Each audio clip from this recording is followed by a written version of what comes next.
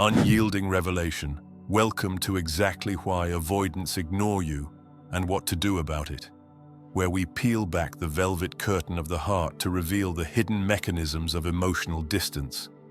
Tonight, we will explore not only what the avoidant attachment style truly is, but also the paradox that lies within every soul who erects walls around love, and most importantly, the strategy you can wield to navigate their retreat with grace. Imagine, if you will, a grand old manor perched atop a windswept cliff. Its owner, Lord Cadbury, is a man of refined tastes and solitary habits. He welcomes light and warmth into his drawing room, yet when a guest dares approach the hearth too closely, he retreats behind heavy drapes, leaving that visitor shivering in the chill. Such is the plight of the avoidant. They yearn for the glow of companionship, yet the very nearness of another kindles a flicker of fear. This, dear listener, is your first glimpse into the avoidance world. So, what is an avoidant attachment style? Picture a painter, strokes hesitant, forever refining his vision of the perfect canvas. He admires beauty, even craves it, yet no painting he creates can ever match the ideal that dwells within his mind. The avoidant crafts an image of the flawless partner, independent, poised, entirely self-sufficient, and then watches every real person fall tragically short. In this chasm between fantasy and reality, they maintain their distance, convinced that emotional self-reliance is the most noble of virtues. And here we arrive at the heart of the matter, the avoidant paradox. Each avoidant harbors an almost insatiable thirst for love, yet the moment that love draws close, they recoil. They seek the one, a being of mythic perfection, yet the more you pursue them, the more they sense the net tightening and hasten to escape. It is as if they stand upon the shore, beckoning you forward with one hand, then pulling back the moment you wade ankle deep, whispering, "Not yet. Not so soon." Let me share with you the tale of Marianne and Julian. Marianne, a writer of lyrical grace, fell headlong for Julian's quiet charm. He spoke of adventures on distant seas and whispered dreams of candlelit evenings under Venetian skies. For a time, their hearts danced like fireflies in summer dusk. Yet when Marianne broached the subject of living together, merely the humble act of sharing an apartment, Julian's enthusiasm vanished overnight. His calls became scarce, his messages clipped. Marianne found herself trying to recall which Julian she had known, the one who spoke of forever, or the one who vanished at the merest hint of commitment. This brings us to the notion of tipping points. These are the moments, sometimes seemingly innocuous, where deeper commitment is demanded. Asking, "Will you be my official partner?" can be one. Suggesting a timeline for marriage is another.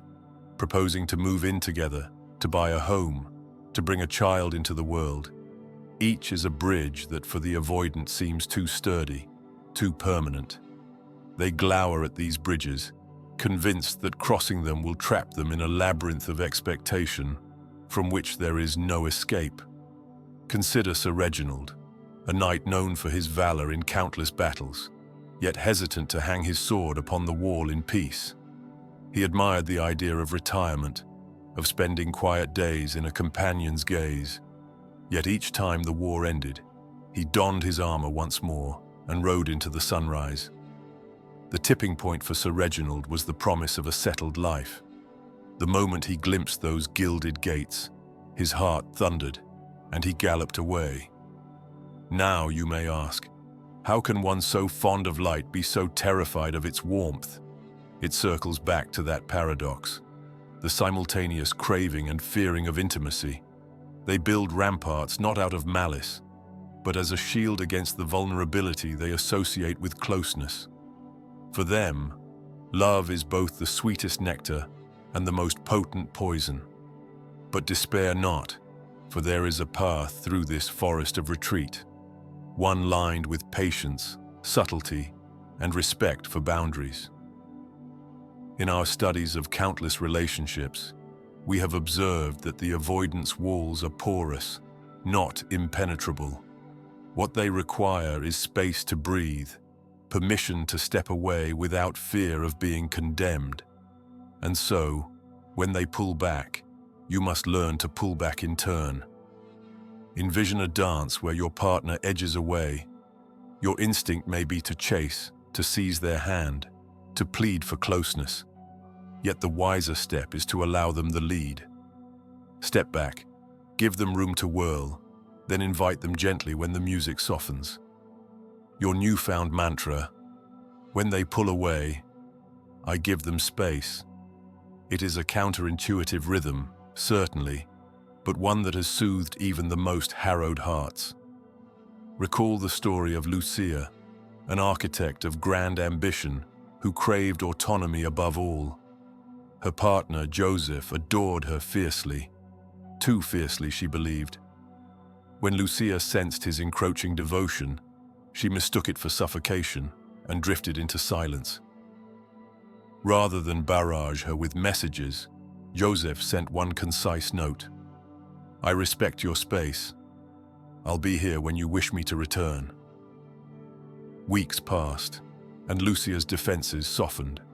She realized that in Joseph's restraint lay a deeper devotion, one that did not demand her surrender, but honored her freedom. Now, let us chart the course of action when you find yourself ignored by an avoidant. Pause your pursuit. Resist the urge to bombard them with texts or calls. Silence can be your ally. Cultivate your world.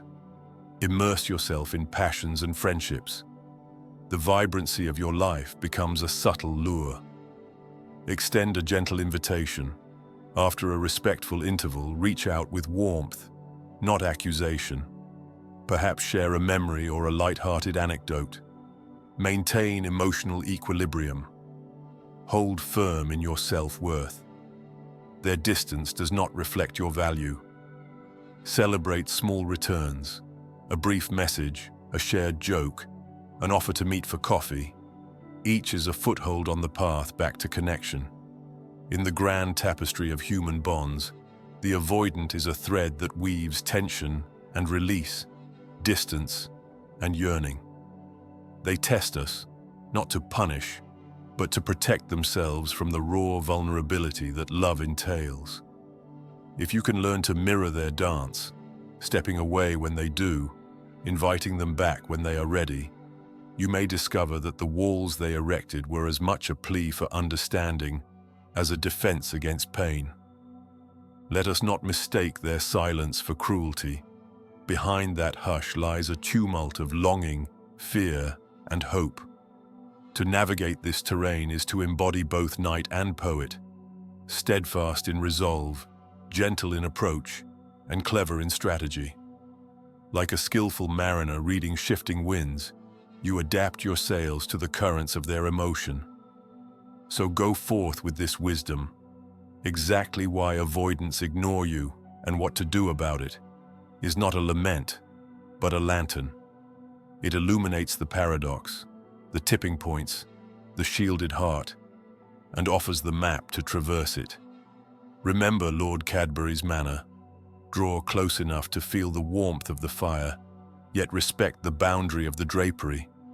In that balance lies the promise of genuine intimacy. May your journey be guided by patience, punctuated with curiosity, and crowned by the gentle art of waiting. For when an avoidant finally leans into the light, they do so with an appreciation all the deeper for the space you granted them, an appreciation that can transform fragile embers into an enduring flame. If you believe this video might help someone dear to you, share it with them. A small gesture on your part could mean the world to a friend in need.